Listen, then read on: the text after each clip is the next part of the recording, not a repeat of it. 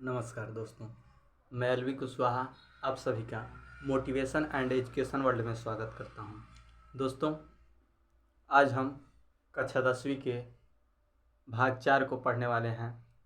इसमें हम लोग पढ़ेंगे कि रासायनिक समीकरण क्या होता है और रासायनिक समीकरण को लिखते कैसे हैं। चलिए दोस्तों, शुरू करने से पहले हम आप लोगों से चाहेंगे, यदि आपको यह वीडियो देखने पर अच्छा लगता है, समझ में आता है, तो लाइक कीजिए, कमेंट कीजिए जो नहीं समझ में आता है उसको पूछने के लिए, और शेयर कीजिए और सब्सक्राइब करके बेल आइकन को ज़रूर दबाइए। और इनके जो 3 पार्ट हैं उनके वीडियो देखने के लिए लिंक डिस्क्रिप्शन में है, आप लोग वहां से जाके देख सकते हैं। चलिए दोस्तों, अब शुरू करते हैं अपने टॉपिक को। आइए देखिए, रासायनिक समीकरण। रासायनिक समीकरण क्या होता है इसको हम ध्यानपूर्वक समझेंगे। किसी रासायनिक अभिक्रिया के प्रतीकात्मक निरूपण को रासायनिक समीकरण कहते हैं। क्या होता है? किसी रासायनिक अभिक्रिया के, अब यहाँ पे आ गया रासायनिक अभिक्रिया। भाई रासायनिक अभिक्रिया होता क्या है? तो देखिए, रासायनिक अभिक्रिया क्या होता है, जिसमें दो पदार्थ क्रिया करके एक नए पदार्थ का निर्माण करते हैं, उसमें क्या होता है? रासायनिक अभिक्रिया उसको कहते हैं। और जो दो पदार्थ आपस में अभिक्रिया करते हैं उसको हम अभिकारक कहते हैं, और जो नया पदार्थ बनता है उसको हम उत्पाद कहते हैं। तो आप लोग इतना अवश्य समझेंगे। आगे देखिए, अभिक्रिया के प्रतीकात्मक मतलब चिन्ह से है, सिंबल से है। ठीक, निरूपण माने दिखाना, दर्शाना, बताना, प्रदर्शित करना को रासायनिक समीकरण कहते हैं। यानी किसी भी रासायनिक अभिक्रिया के प्रतीकात्मक निरूपण को क्या कहेंगे? रासायनिक समीकरण कहेंगे। चलिए अब हम इसको एक उदाहरण के माध्यम से समझेंगे। जैसे दिया है मैग्नीशियम प्लस ऑक्सीजन। क्या हो गया? Magnesium plus oxygen. इसको हम क्या बोलेंगे? अभिकारक। क्या कहेंगे? अभिकारक। अभिकारक जो एरो बना है इसको समता कहते हैं। ये बहुत कम ही लोग बताते हैं कि इसको क्या कहते हैं, तो सुन लीजिए, इसका नाम समता है। इस एरो का नाम क्या है? समता है। और ये हमारा हो गया अभिकारक, और जो इससे उत्पाद बनेगा उसको क्या कहेंगे? Magnesium oxide. आप लोग इतना जरूर समझ गए होंगे, ये क्या हो गया? उत्पाद। जब अब देखिए, इसमें क्या हो रहा है? रासायनिक समीकरण। रासायनिक समीकरण कैसे हो रहा है? इसमें दो क्या है? दो पदार्थ हैं, मैग्नीशियम और ऑक्सीजन। अब इन दोनों की अभिक्रिया आपस में जब कराई जाती है तो क्या बनता है? Magnesium oxide. अब देखिए, अभिकारक और उत्पाद। जो अभिकारक होता है उसको हम इस एरो के समता के बाईं तरफ, और जो उत्पाद होता है उसको एरो के दाहिनी तरफ लिखते हैं। अब इसके बाद से हम समझेंगे कि भैया रासायनिक समीकरण को हम लिखेंगे कैसे, रासायनिक समीकरण को लिखते कैसे हैं।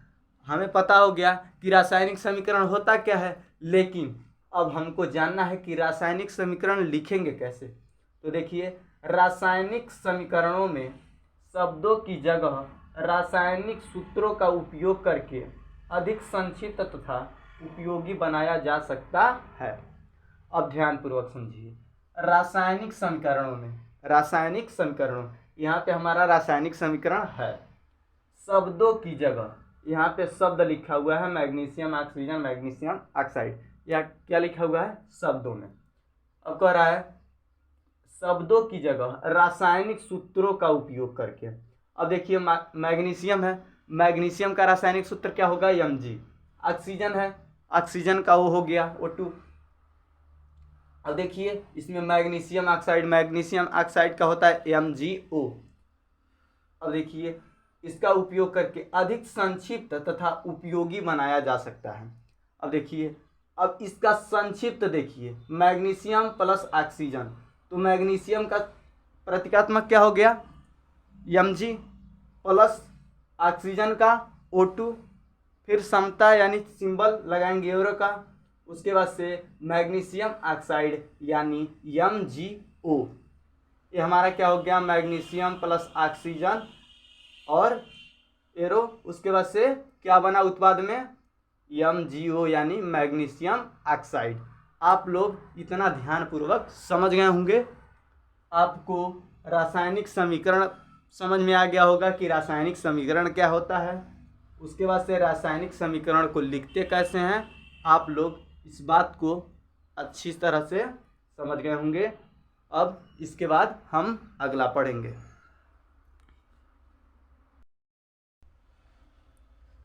चलिए अब हम पढ़ना शुरू करते हैं संतुलित समीकरण। अब हम पढ़ेंगे संतुलित समीकरण।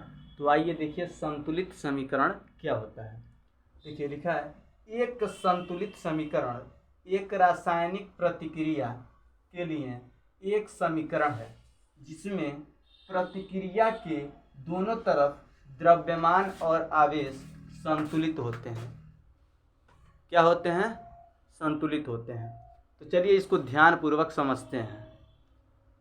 एक संतुलित समीकरण एक रासायनिक प्रतिक्रिया मतलब रासायनिक अभिक्रिया से के लिए एक समीकरण है। क्या होता है, रासायनिक समीकरण होगा जिसमें प्रतिक्रिया के दोनों तरफ, यानी जब हमारी अभिक्रिया होती है तो उसमें समता के दाहिने ओर और समता के बाईं ओर क्या होता है, अभिकारक और उत्पाद होते हैं। और इन दोनों में द्रव्यमान और जो आवेश होंगे, यदि दोनों हमारा बराबर होगा तो उसमें क्या होगा, वो संतुलित रासायनिक समीकरण होगा। क्या होना चाहिए, समान, द्रव्यमान समान होना चाहिए और आवेश समान होना चाहिए। तो क्या होगा, एक संतुलित समीकरण बनेगा। देखिए जैसे जिंक प्लस सल्फ्यूरिक अम्ल, समता का चिन्ह है जिंक सल्फेट प्लस हाइड्रोजन। अब इसको रासायनिक अभिक्रिया के माध्यम से, ये तो हमारा शब्द रूप है और ये हमारा सूत्र से रासायनिक अभिक्रिया है। तो देखिए जिंक का Zn प्लस सल्फ्यूरिक अम्ल का सूत्र होता है H2SO4। अब देखिए इसकी अभिक्रिया कराएंगे तो क्या बनेगा, ZnSO4 यानी जिंक सल्फेट बनेगा प्लस H2 यानी हाइड्रोजन बनेगा। अब हम कैसे जानेंगे कि यह समीकरण संतुलित है कि नहीं, तो इसको आइए ध्यानपूर्वक समझते हैं। देखिए इसमें Zn एक है, Zn यहाँ पे एक दिखाई दे रहा है, ठीक। यहाँ पे H2 कितना है, एक है H2। देखिए हाइड्रोजन के दो परमाणु हैं तो हाइड्रोजन दो परमाणुओं के साथ उपस्थित है। यहाँ पे SO4, तो देखिए SO4 यानी जो भी जितने परमाणु के साथ उपस्थित थे वह उत्पाद और अभिकारक में समान संख्या को प्रदर्शित करते हैं। इसका अर्थ यह है, यह समीकरण क्या है, संतुलित है। ठीक है, आप लोगों को इतना एकदम मस्त समझ में आ गया होगा। अब देखिए इसके बाद हम समझेंगे असंतुलित समीकरण क्या होता है। इसको कंकाली समीकरण भी कहते हैं। अभी आप लोग को बताएंगे कि कंकाली समीकरण क्यों कहते हैं, क्या होता है। देखिए असंतुलित समीकरण, जब किसी रासायनिक अभिक्रिया में समीकरण के दोनों तरफ द्रव्यमान और आवेश संतुलित नहीं होते हैं। सीधी सी बात है, इसमें भैया संतुलित होता है और संतुलित में संतुलित नहीं होता है। क्या, द्रव्यमान और आवेश यानी परमाणुओं की संख्या, परमाणु भार भी कह सकते हैं, इसकी संख्या क्या होती है, समान नहीं होती है। असंतुलित समीकरण कहलाता है या कंकाली समीकरण कहलाता है।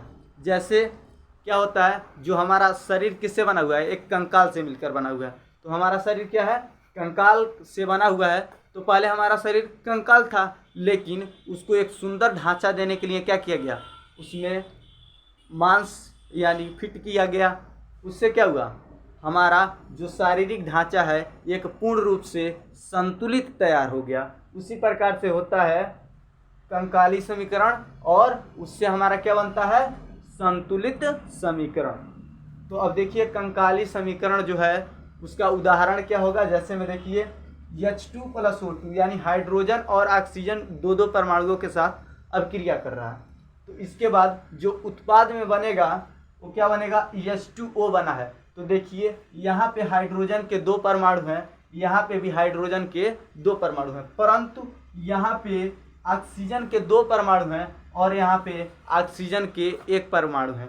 तो इससे यह सिद्ध होता है कि जो ये समीकरण है ये संतुलित समीकरण नहीं है, ये असंतुलित समीकरण है। आप लोगों को इतना बहुत बढ़िया तरीके से समझ में आ गया होगा। धन्यवाद।